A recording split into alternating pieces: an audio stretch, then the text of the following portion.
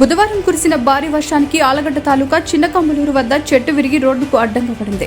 దీంతో గాజులపల్లె నంద్యాలకు రాకపోకలకు అంతరాయం ఏర్పడింది.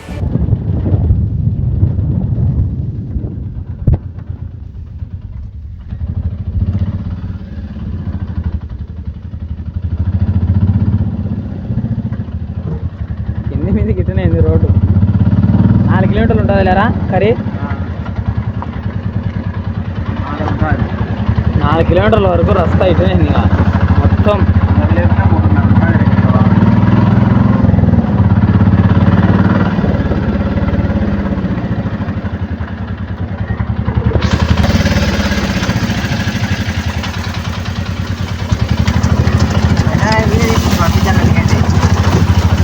చెట్లదే నాకు ఆల్రెడీ పెట్టినాడా మంచి